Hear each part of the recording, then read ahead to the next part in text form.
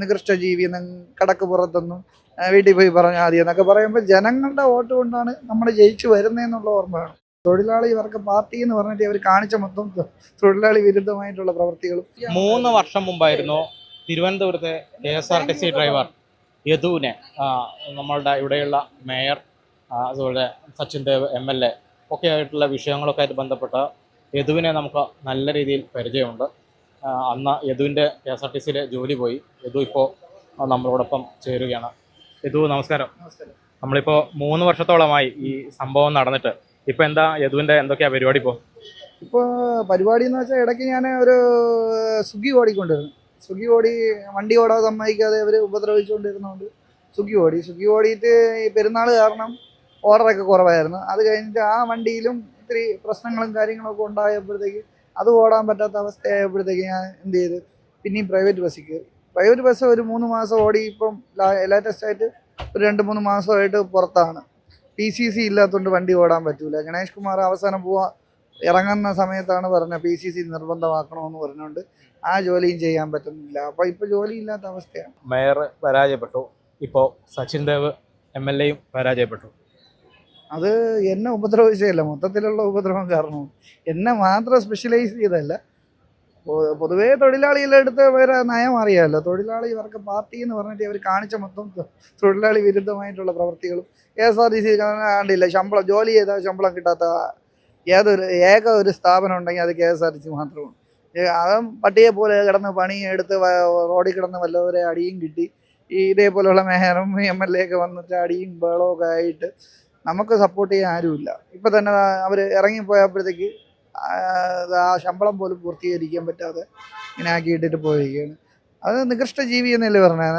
നിങ്ങളെ തന്നെ കേട്ടിട്ടുണ്ട്, എല്ലാ ചാനലുകളിലും പറഞ്ഞിട്ടുണ്ട്. നികൃഷ്ട ജീവിയായിട്ടുള്ള ഒരു KSRTC ഡ്രൈവറുണ്ട്. അവൻ്റെ പേര് മൈക്കിൽ കൂടെ പോലും പറയാൻ കൊള്ളൂല എന്ന് പറഞ്ഞ ഒരു മുൻ MLA ആയിരുന്നു. അപ്പോൾ അത്രയ്ക്കുള്ള ക്വാളിറ്റിയാണ്. അപ്പോൾ ഒരു തൊഴിലാളി എന്ന് പറഞ്ഞ തൊഴിലാളി വർഗ പാർട്ടി എന്ന് പറഞ്ഞിട്ട് ഒരു തൊഴിലാളിയെ അടച്ചാക്ഷേപിക്കുകയും നാണം കെടുത്തുകയും ചെയ്തിട്ടുണ്ട്. ഇത്രയും മാത്രം മോശമായിട്ട് നികൃഷ്ട ജീവി കടക്ക് പുറത്തൊന്നും വീട്ടിൽ പോയി പറഞ്ഞാൽ മതി എന്നൊക്കെ പറയുമ്പോൾ ജനങ്ങളുടെ വോട്ട് കൊണ്ടാണ് നമ്മൾ ജയിച്ചു വരുന്നതെന്നുള്ള ഓർമ്മ വേണം. പട്ടിയെ കണക്കിനാണ് ഇവർ കരുതിയിരിക്കുന്നത്. അവർ പറയുന്നത് സർക്കാരിനെതിരെ ഒരു തരത്തിലുള്ള ജനവികാരം ഉണ്ടായിരുന്നില്ല എന്നാണ്. അത് തോന്നൽ മാത്രമാണ്. ജനവികാരം ഇല്ലാത്തതുകൊണ്ടാണ് 103 സീറ്റും ഉൾപ്പെടെ BJPക്ക് 3 സീറ്റും കിട്ടിയത്. ജനവികാരം ഉള്ളതുകൊണ്ട് തന്നെയാണ്. ഈ ശരിക്കും ഇപ്പോൾ UDF അധികാരത്തിൽ വരാൻ പോവാണ്. ജോലി തിരിച്ചു കിട്ടും എന്ന പ്രതീക്ഷയുണ്ടോ? ജോലി KSRTC ഒരു ദിവസം ജോലി ചെയ്യണമെന്ന് ആഗ്രഹമുണ്ട്. അതെന്തായാലും എനിക്ക് എംപ്ലോയ്മെൻറ്റിൽ നിന്ന് ഇപ്പോൾ കാർഡ് വന്നിട്ടുണ്ട് KSRTCയുടെ. അതെന്തായാലും കയറും.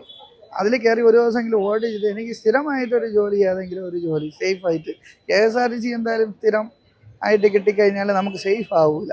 ശമ്പളം തന്നെ ഇങ്ങനത്തെ ഒരു കണ്ടീഷനിലാണ് പൊയ്ക്കൊണ്ടിരിക്കുന്നത്. പല ആൾക്കാരും പറഞ്ഞിട്ടുണ്ട് KSRTC ആണ് രക്ഷപ്പെടാത്തതായിട്ട്. KSRTC തന്നെ നമ്മൾ ഉണ്ടാക്കി കൊടുക്കുന്ന പൈസ നമുക്കറിയാം. കളക്ഷൻ അടയ്ക്കുന്ന പൈസ അറിയാം. 40ഉം 50ഉം 1 ലക്ഷം രൂപയൊക്കെയാണ് കളക്ഷൻ അടയ്ക്കുന്നത്. ഈ പൈസയൊക്കെ എവിടെ പോകുന്നതെന്നാണ് ഞാൻ. ഈ പൈസയൊക്കെ ട്രഷറി വരുമ്പോൾ ഈ പൈസ ട്രഷറിയിൽ നിന്ന് എടുത്ത് വേറെ കാര്യങ്ങൾക്ക് ഉപയോഗിക്കുന്നതുകൊണ്ടാണ്. എൻ്റെ അഭിപ്രായത്തിൽ KSRTC ഏതെങ്കിലും മന്ത്രി വരുന്നെങ്കിൽ ആ മന്ത്രിയുടെ അടുത്ത് പറയാനുള്ള KSRTC പ്രത്യേകിച്ചൊരു ബാങ്കിങ് വേണം. ഈ ട്രഷറി കൊണ്ടിടുന്നതുകൊണ്ടാണ് കാണാതാവുന്നത്. താങ്കളിപ്പോൾ ഈ തിരിച്ചു കയറണം എന്നുള്ള ആഗ്രഹം പറയുന്നോ? തൊഴിലാളി സംഘടനകളൊക്കെ സമ്മതിക്കുമോ? സമ്മതിക്കാതിരിക്കാൻ ഞാൻ എന്ത് തെറ്റാണ് ചെയ്തത്? തൊഴിലാളി സംഘടനകൾ സമ്മതിക്കാതിരിക്കെ എന്താണ് തെറ്റ് ചെയ്തത്? ഒരാളെ ഇടിച്ച് കൊല്ലണം, വണ്ടി ഇടിച്ച്. അല്ലെങ്കിൽ ഒരാൾക്ക് എന്തെങ്കിലും നമ്മൾ കാരണം ബുദ്ധിമുട്ടുണ്ടാവണം, അവരെ ജീവിത പ്രശ്നമോ അങ്ങനെ വല്ലതും ഉണ്ടോ? ഏതൊരു തരത്തിൽ നമുക്കല്ലാതെ ബുദ്ധിമുട്ടല്ലാതെ അവർക്കൊരു ബുദ്ധിമുട്ടും ഉണ്ടായിട്ടില്ല. അവർ നല്ല രീതിയിലുള്ള ഭരണവും കാഴ്ചവെച്ച് അവർ അവസാന നിമിഷം വരെയും അവർ നല്ല രീതിയിൽ ഭരിച്ച് അവർ പൈസകളും സാമ്പത്തികമായിട്ട് ലാഭം ഉണ്ടാക്കിയിട്ട് തന്നെയാണ് പോയത്. നിങ്ങൾ ഈ സംഭവം നടന്നതിന് ശേഷം തൊഴിലാളി സംഘടനകളൊന്നും പിന്തുണച്ചില്ലേ? പിന്തുണച്ചല്ലോ. എത്ര പേര് INTC-യും BMS-ഉം എല്ലാവരും പിന്തുണച്ചു. ആ പിന്തുണ ആ സമയത്ത് മാത്രമേ ഉണ്ടായിരുന്നുള്ളൂ. അത് കഴിഞ്ഞ് നമ്മൾ ജോലി ചെയ്താലല്ലേ നമുക്ക് പൈസ ഉള്ളൂ. എല്ലാവരും പിന്തുണയ്ക്കാൻ കാണും. അത് കഴിയുമ്പോഴത്തേക്ക് നമ്മൾ ജോലി ചെയ്ത് നമ്മുടെ കുഞ്ഞിൻ്റെ കാര്യം നമ്മൾ നോക്കിയാലേ നടക്കൂ. ആരും ഇപ്പോൾ ഒരു വാർത്താ പ്രാധാന്യം ഉള്ളതുകൊണ്ട് എല്ലാവരും ചെയ്യും. അത് കഴിഞ്ഞ് കഴിഞ്ഞാൽ ഈ വാർത്ത പോയി ഒരു ജോലി കിട്ടുമ്പോഴത്തേക്ക് ഈ വാർത്ത അങ്ങ് അവസാനിക്കുകയാണ്. പിന്നെ യദുവിൻ്റെ കാര്യം ആരും അന്വേഷിക്കില്ല. അത്രേ ഉള്ളൂ.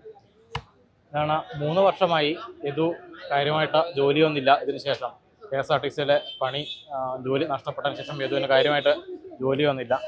പുതിയ സർക്കാർ വരുമ്പോഴെങ്കിലും യദുവിൻ്റെ കാര്യത്തിൽ ഒരു തീരുമാനം ഉണ്ടാവുമെന്നാണ് അദ്ദേഹവും പ്രതീക്ഷിക്കുന്നത്.